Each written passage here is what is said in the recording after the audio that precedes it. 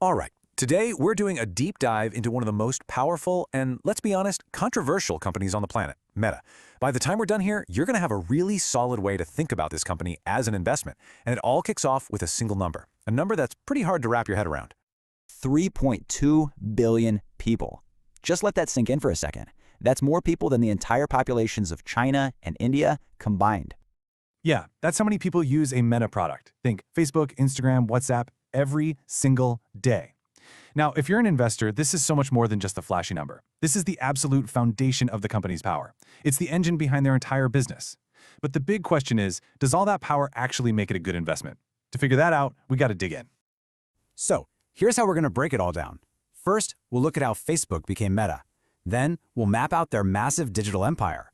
After that, we'll get into the advertising money machine, how they really make their cash.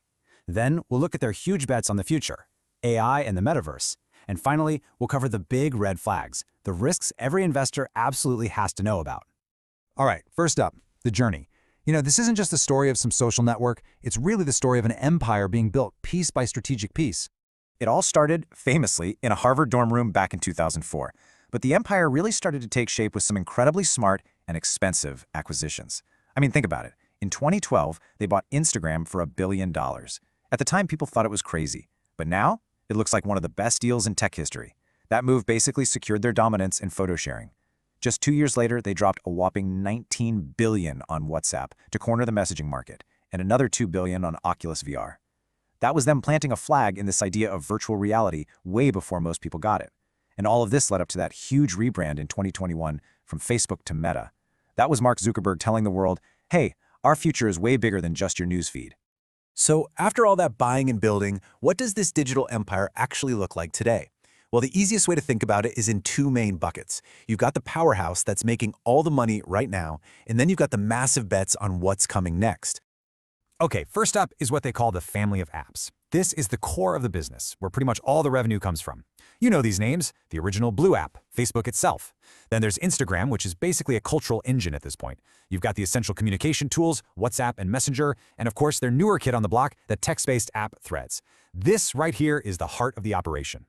Then you've got the bets on the future, and these are big ones. There's Reality Labs. That's the part of the company that's just burning through billions of dollars to build the metaverse with their Quest headsets. Then you have their massive push into artificial intelligence. They're developing these huge AI models like Llama and weaving them into everything.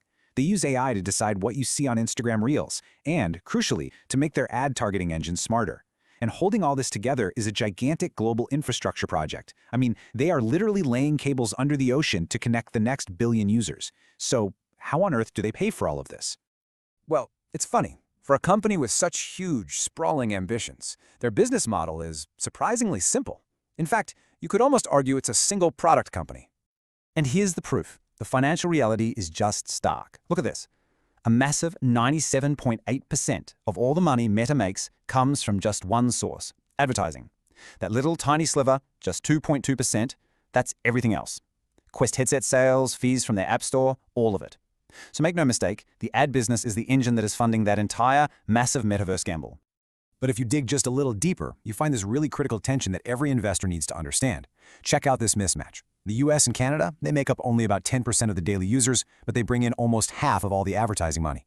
Now compare that to Asia Pacific. That region has over 40% of the users, but only generates about 21% of the revenue. So what does that mean? It means the company is growing its user base in parts of the world where each person is worth way less to the bottom line. That's a huge challenge. And this leads us to a really important metric called ARPU. It stands for average revenue per user, and it's exactly what it sounds like. It's the average amount of money Meta makes from each person on its platforms. The reason that geographic problem matters so much is because the ARPU in North America is just ridiculously higher than everywhere else. So for Meta to keep growing its profits, it has two choices. Find more users in North America, which is a market that's already pretty full, or figure out a way to make a lot more money from each user in those other growing markets. This puts huge pressure on them to find a completely new way to grow. And that challenge, that's the whole reason Mark Zuckerberg pivoted the entire company. The giant bet he's making is this. The next big computing platform after the smartphone won't be something Meta just builds apps for. It'll be a platform that Meta owns. Think about it. If you own the platform, you control the operating system, you control the hardware, you control the app store, you get to collect a tax on every single transaction, just like Apple and Google do in the mobile world today. And this right here perfectly sums up the central dilemma for anyone thinking about investing in Meta. On one hand, you've got the family of apps, this mature, incredibly profitable advertising machine. And on the other hand, you've got Reality Labs, a completely unproven, cash-burning gamble on the future. The company is basically taking the guaranteed profits from today and pouring them into a highly uncertain world of tomorrow. And don't underestimate the scale of this gamble. It is just immense. In the first few years of this big pivot, Meta was pouring more than $10 billion a year into Reality Labs. And that same division was losing billions on top of that. This is, without a doubt, one of the biggest, riskiest bets in the history of business. Which naturally brings us to the bear case, right? Investing isn't just about what could go right. You have to be brutally honest about what could go wrong. And for Meta, that list of risks is, well, it's long and it's serious. We can pretty much group these challenges into 4 big buckets. First, you've got fierce competition for people's attention. Second, there's the constant siege from regulators all over the world. Third, there are big changes to data privacy that hit right at the heart of their ad business. And finally, you have the very unique risks that come with a founder who has almost total control of the company. Okay, let's start with competition. The elephant in the room here is without a doubt TikTok. And this isn't just another competitor. It represents a totally different way of doing social media. See, Meta's platforms have always been user-focused. They're built around your real-life network of friends and family, which makes them really, really sticky. But TikTok, it's creator-focused. It's an entertainment machine. And the real battle here is for the attention of everyone under 30, a fight that Meta absolutely has to win if it wants to be dominant in the future. Next up is the regulatory war. And I mean, it is a war being fought on all fronts. In the United States, you have the FTC and a bunch of states actively trying to break the company up, literally trying to force them to sell off Instagram and WhatsApp. In Europe, they're getting hit with massive billion-dollar fines for data privacy violations.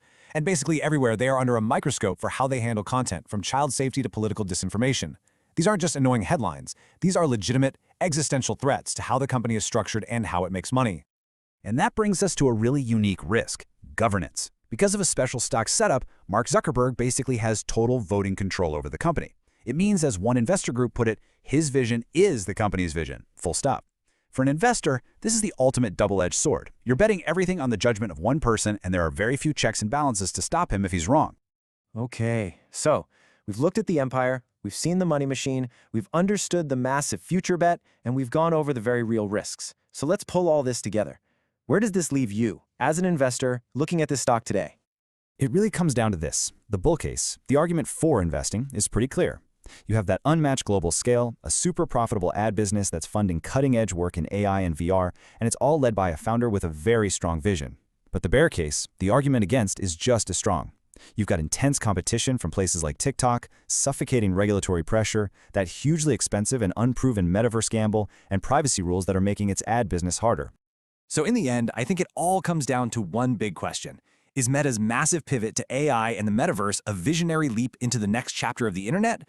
Or is it a really expensive way to try and escape from the growing problems of its social media empire? An empire that, despite all its issues, is still a machine that prints money. The answer to that question is what will ultimately decide the future of this company. Learn, invest, repeat. Investing made understandable.